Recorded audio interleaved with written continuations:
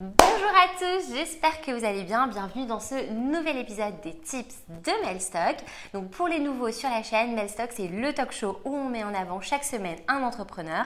Et aujourd'hui, j'ai l'honneur d'avoir à mes côtés Bruno Mendes da Silva, cofondateur de X Technologies. Merci Bruno d'être avec moi. Toi. Je suis super ravie. Donc je pense pour les gens qui ne connaissent pas, est-ce que rapidement tu peux nous présenter X? Qu'est-ce que c'est? Alors, X, c'est une solution qui permet justement de gérer les données utiles pour améliorer l'apprentissage de l'intelligence artificielle. Donc, nous, on est pour l'instant dans le domaine des véhicules autonomes et parce que la problématique, elle est forte. Mais après, on pourra aller sur d'autres verticales et puis voilà. Trop bien. Et du coup, ça fait combien de temps que tu es dans l'entrepreneuriat? Ça fait combien de temps que tu as lancé ton activité? Alors, moi, je suis entrepreneur depuis 7 ans. Après, je fais des Wow. projets depuis 10 ans, parce que quand j'avais 19 ans, avec un ami, on a monté une association sportive qui organisait des camps de basket. Trop bien. Mais entrepreneuriat, entreprise, sur société.com depuis 7 ans, on va dire. Ok, trop bien. Et du coup, on est avec vous aujourd'hui donc pour vous livrer en fait de quoi on va-t-on parler dans ce nouvel épisode des tips, Bruno? Les conseils pour les first-time entrepreneurs. Exactement. Donc vraiment, Bruno va vous donner les meilleurs conseils pour démarrer votre activité et restez jusqu'à la fin parce qu'on aura un tips bonus pour vous. Let's go! Let's go. C'est parti!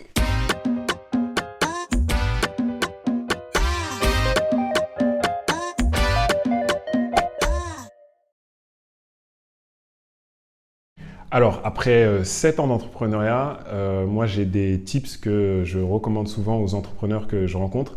Donc on va commencer par le numéro 1. Le numéro 1, on ne le rappelle jamais assez, mais on n'y arrive jamais tout seul. Donc le premier tips que je vais vous donner, il est assez basique.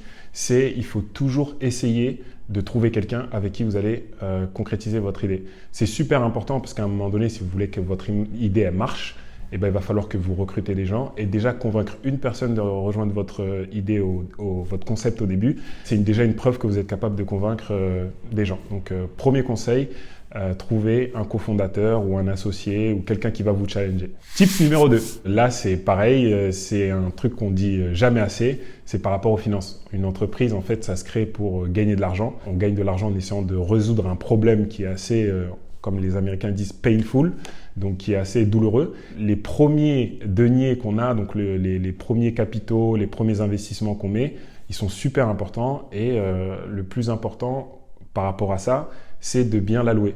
Donc à chaque fois que vous faites une dépense, il faut absolument que vous vous posiez la question par rapport à l'objectif business que j'ai, est-ce que c'est quelque chose qui va m'apporter quelque chose, in fine. Donc voilà, c'est mon deuxième tip, c'est assez basique. Après, pour des choses un peu plus concrètes, toujours liées à l'argent, ça dépend de votre ambition sur ce tip numéro 3, mais vous allez peut-être à un moment donné faire appel à des investisseurs. Ça peut être de la famille, ce qu'on appelle de la love money. Donc c'est de la même manière que vous allez convaincre votre premier associé ou votre cofondateur. Il faut réussir à convaincre les gens d'investir dans votre projet. Mais généralement, quand on investit dans un projet qui n'a pas de revenus ou qui n'a pas de traction, on investit généralement dans l'entrepreneur. Donc il faut que vous arriviez à vous mettre en position de faire en sorte que les gens croient en vous.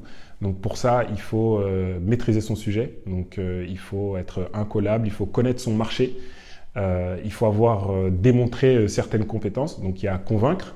Il y a aussi réussir, par exemple, des petites choses comme des concours, des choses comme ça. Vous voulez convaincre des investisseurs, que ce soit de votre entourage ou des investisseurs plus institutionnels, privés, des business angels, des fonds d'investissement. Il faut absolument que vous mettiez toutes les chances de vos côtés en montrant que vous connaissiez super bien votre marché. Quatrième tips, moi c'est quelque chose qui m'a réussi assez bien, c'est la communication. En fait, la communication, ça peut sauver un projet. Donc il faut absolument que vous sachiez utiliser les outils modernes de communication qui sont les réseaux sociaux, le marketing digital, etc.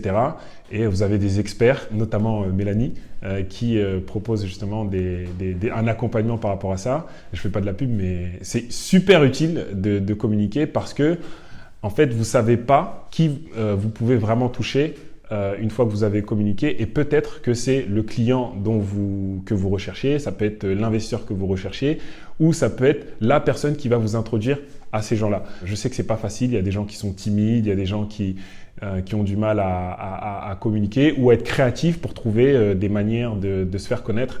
mais il faut absolument que vous sachiez maîtriser les outils modernes et ça passe par se former, se faire conseiller et surtout être curieux. Le 5e tips que je donnerais aux entrepreneurs, ça c'est un tips un peu plus, on va dire, humain, c'est de rester passionné parce que tous les jours dans l'entrepreneuriat, on a des raisons d'arrêter.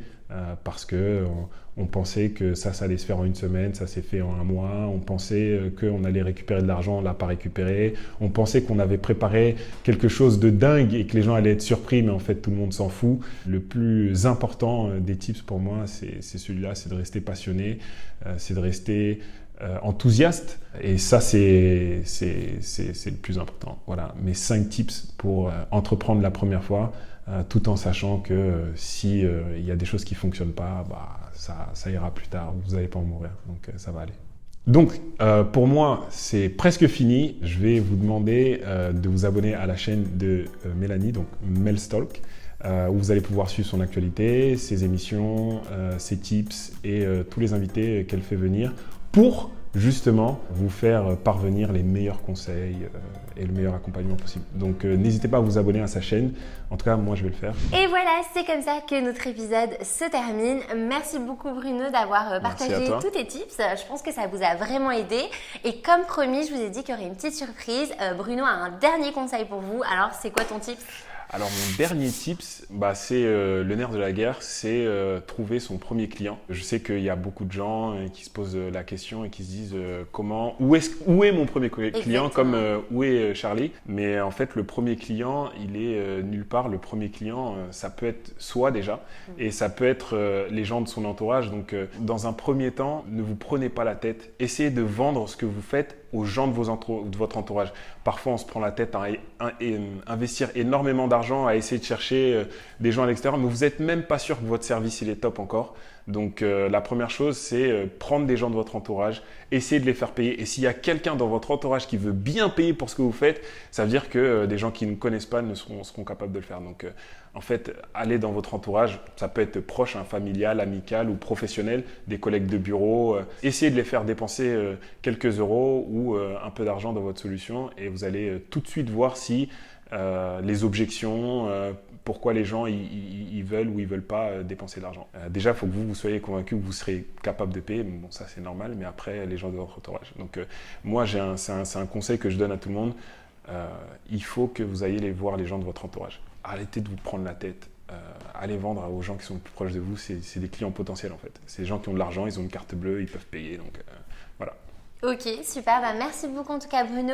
Comment est-ce que les gens font pour éventuellement te contacter ? Alors je sais que tu es assez actif sur Instagram. Ouais, c'est ça. Donc ton Instagram, est-ce qu'il y a d'autres plateformes, d'autres réseaux sur lesquels on peut suivre et suivre X aussi ? Voilà. Alors pour ceux qui voudraient me contacter pour avoir plus de conseils ou ce genre de choses, vous pouvez me contacter par email. bruno@x.io, donc c'est heex.io. Et après, sur les réseaux sociaux, ça peut être Instagram, Twitter, Facebook. Vous tapez mon nom, Bruno Mendes da Silva, vous allez tomber dessus. N'hésitez pas, n'ayez pas peur, vous dites pas, voilà, c'est les réseaux sociaux, je ne vais pas oser lui dire, mais voilà, n'hésitez pas. Parce que moi, je l'ai contacté comme ça, sur Instagram. Donc voilà, faut pas hésiter, il faut y aller. Voilà, donc super, merci beaucoup. Et moi, je vous donne rendez-vous à très vite pour un prochain épisode de Melstalk.